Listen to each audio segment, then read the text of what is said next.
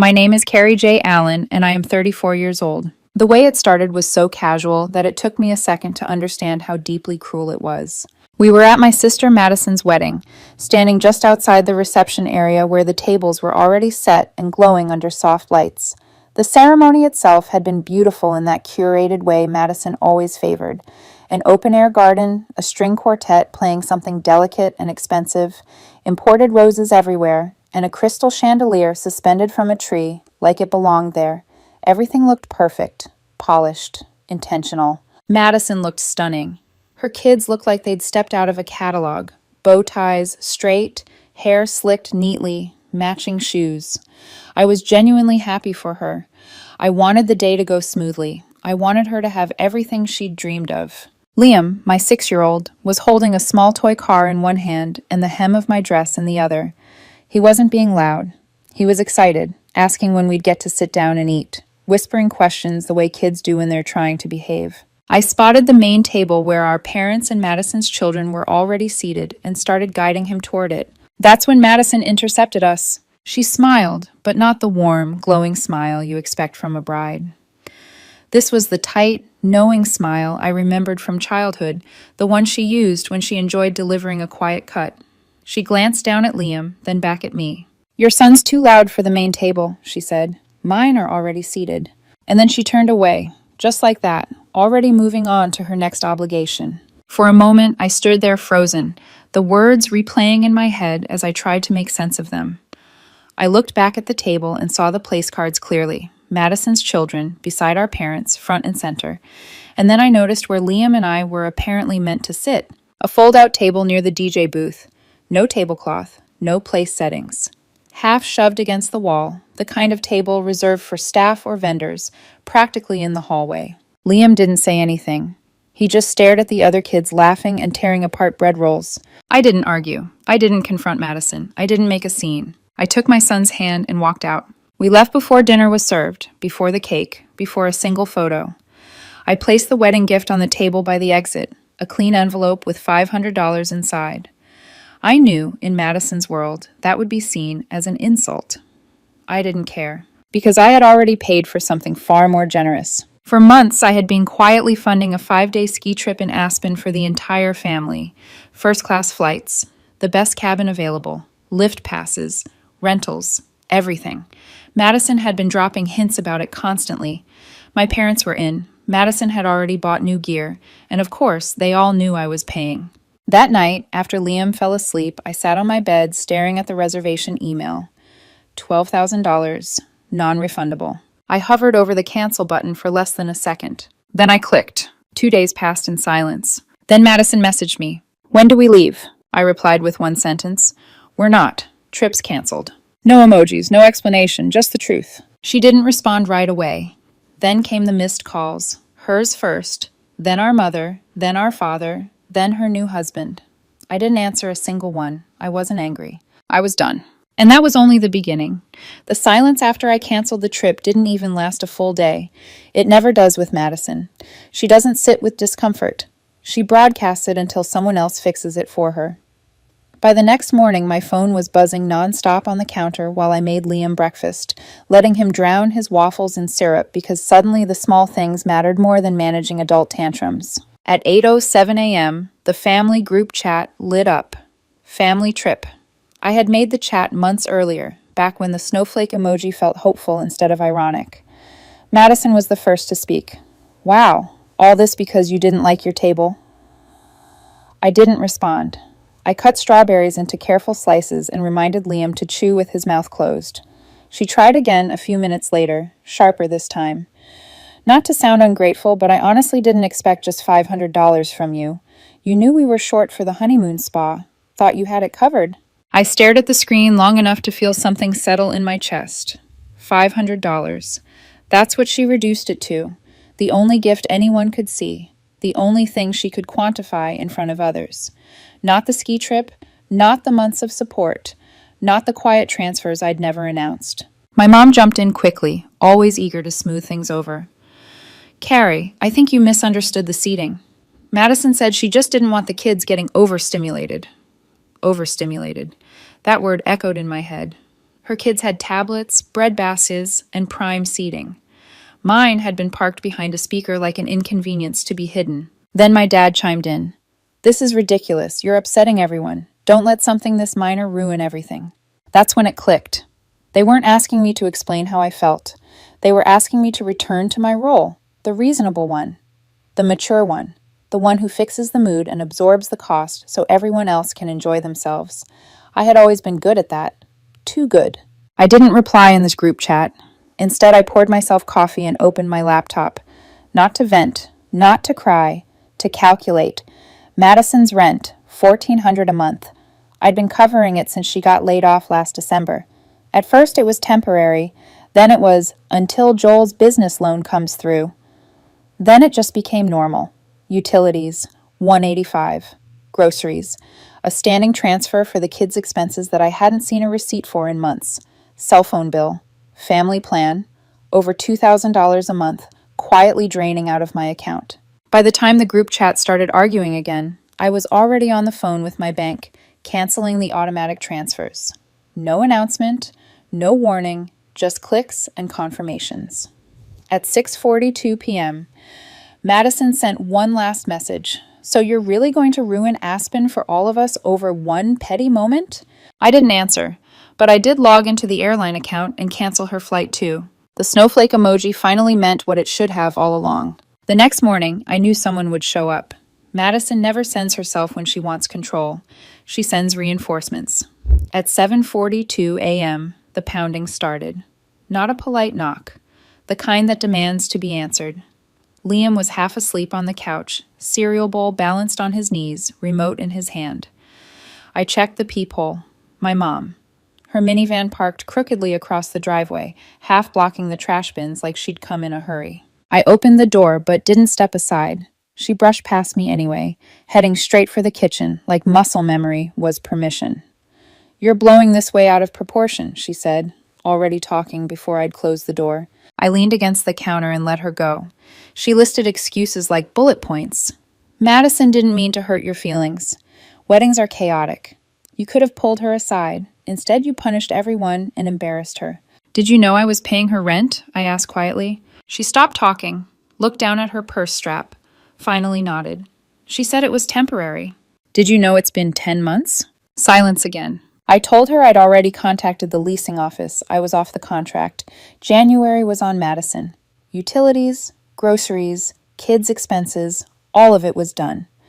She called me financially vindictive, said I was choosing money over family. I asked if she knew Madison had expected me to pay for the honeymoon spa package too. She sighed and said the sentence that cracked everything open. "She's under a lot of pressure, and you make good money. You've always been the one who could afford to help."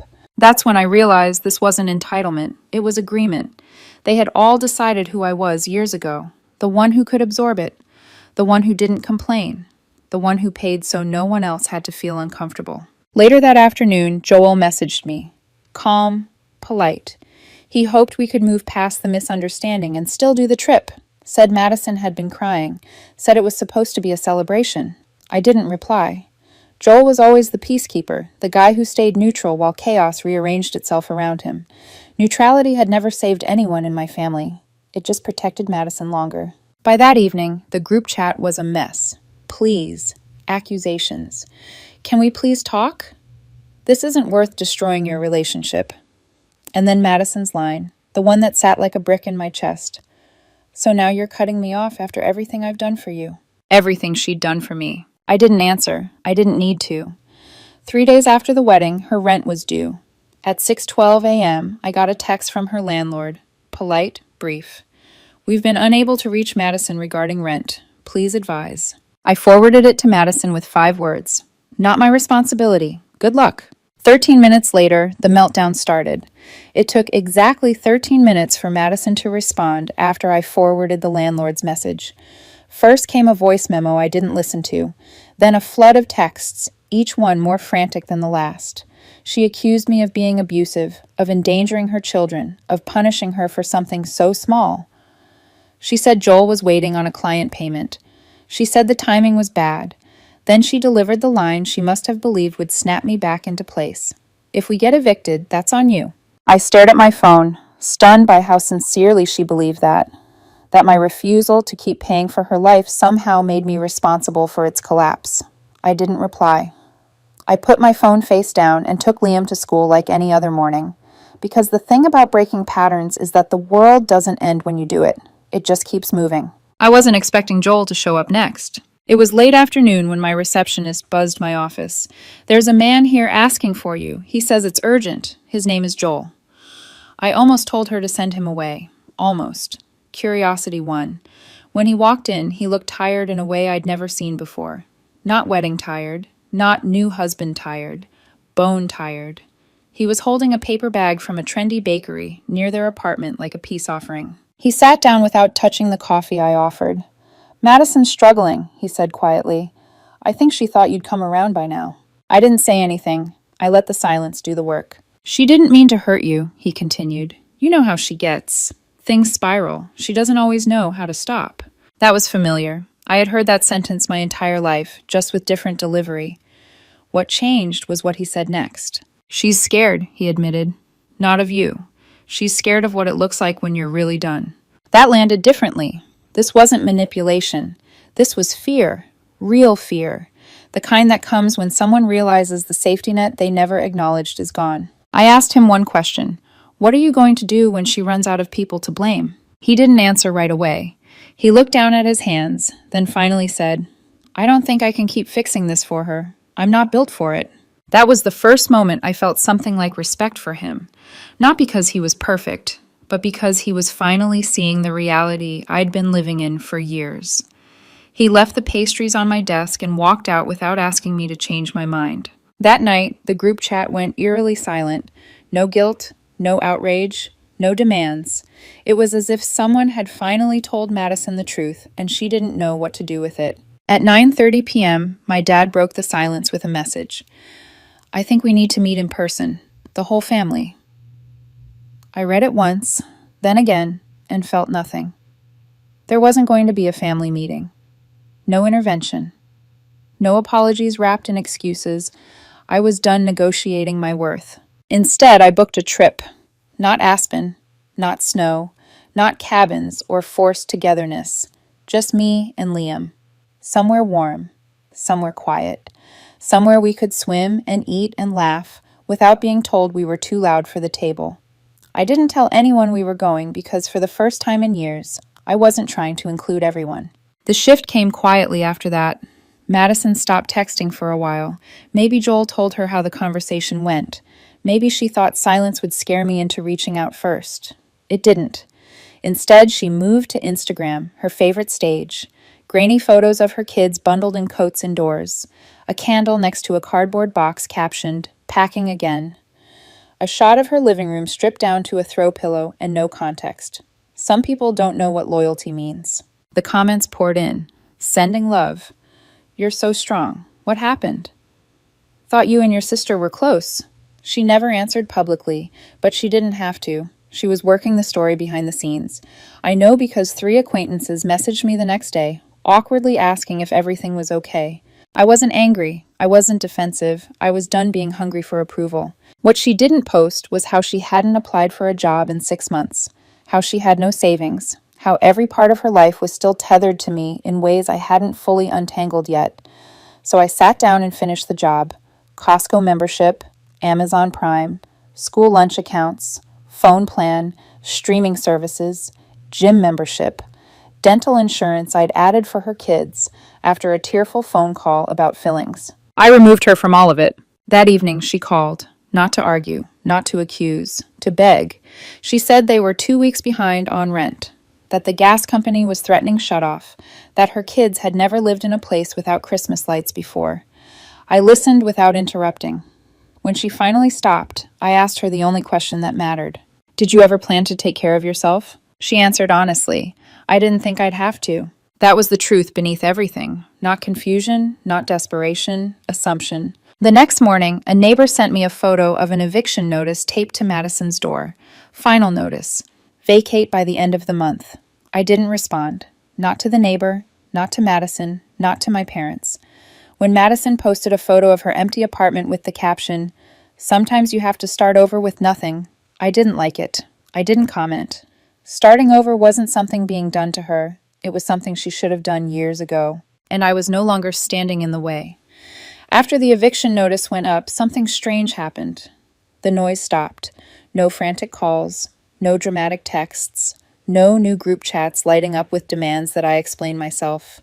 It was the quiet that comes when a performance has ended and the audience has gone home. For a few days, I wondered if Madison had finally understood, if losing the apartment had shaken her into some version of clarity. I didn't hope for an apology. I didn't need one. I just wondered if the cycle had finally broken. Then the email arrived. Not a text, not a call. An email, carefully written, carefully timed, sent on a quiet Sunday morning while Liam was building a Lego spaceship at the kitchen table. The subject line was simple and nauseating all at once. Peace. There was no greeting. No hello, no how are you. No mention of the months of chaos she'd unleashed. Just paragraphs that sounded reflective without actually reflecting on anything.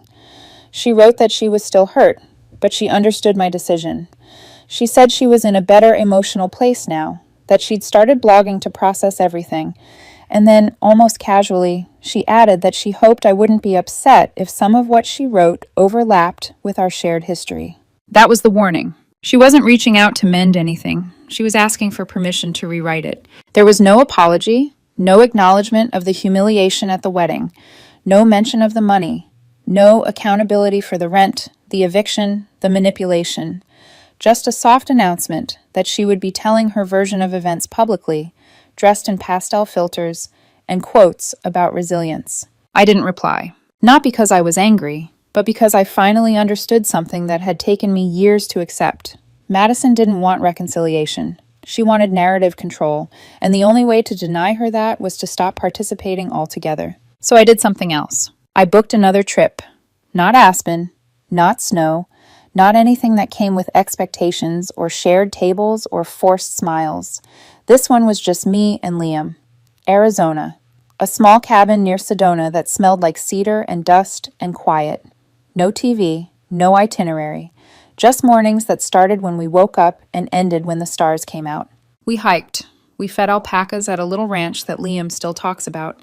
We ate outside and laughed too loudly and didn't apologize to anyone for it. One night, sitting on the porch wrapped in blankets, Liam asked me why we never did trips like this before. I told him the truth, because we were always dragging everyone else with us. When we got back, I finished detaching in ways that felt mundane but were anything but. I took myself off the family phone plan. I blocked the group chat.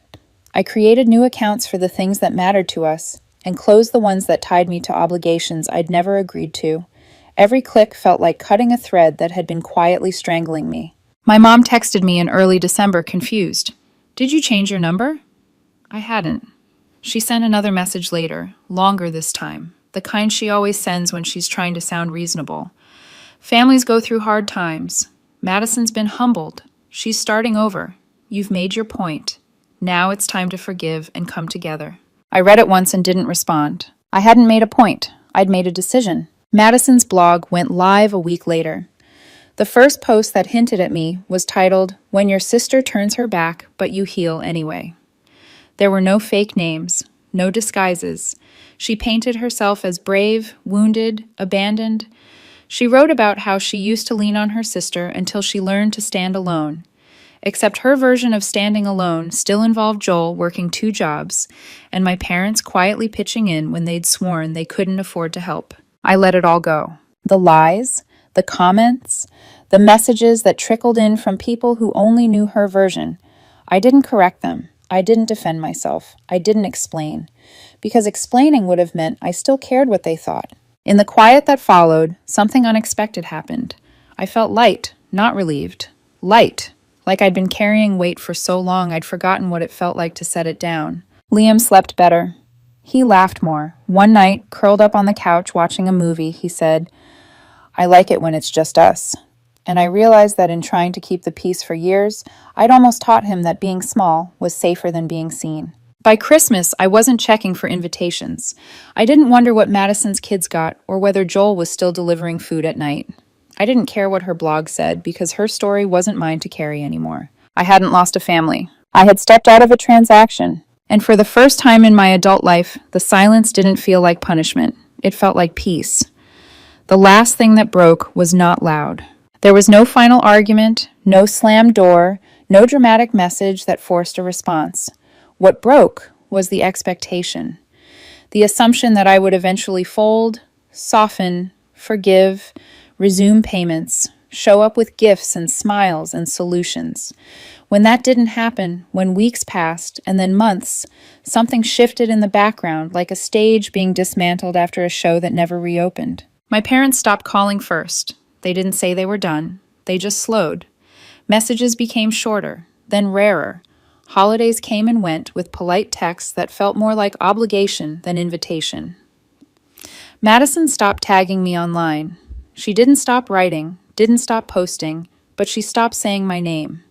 I wasn't useful to her narrative anymore. I had gone quiet in a way she couldn't weaponize.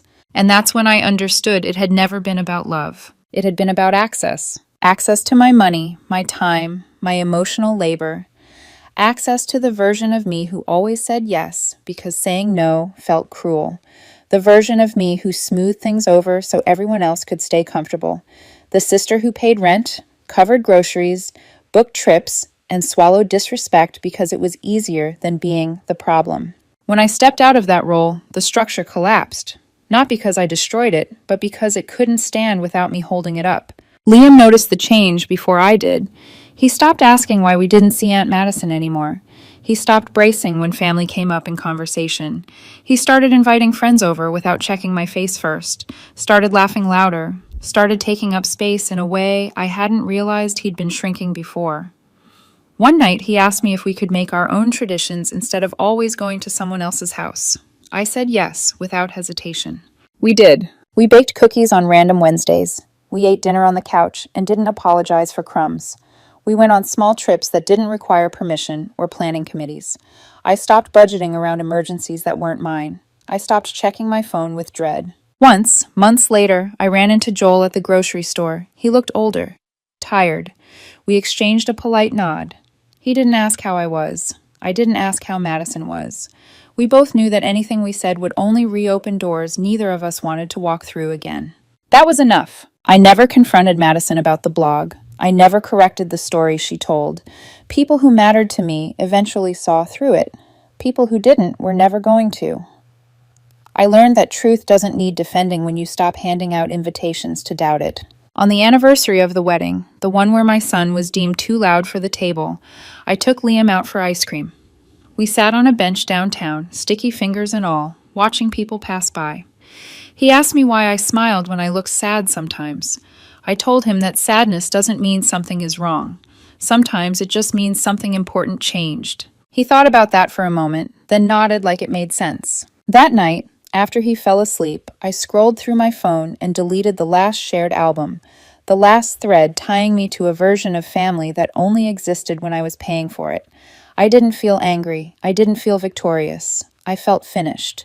I didn't lose a sister. I lost the expectation that love should hurt. I didn't lose parents. I lost the obligation to keep proving my worth. And in exchange, I gained something I didn't know I was allowed to have. Peace without explanation. My name is Carrie J. Allen, and walking away wasn't the end of my family story. It was the beginning of my own.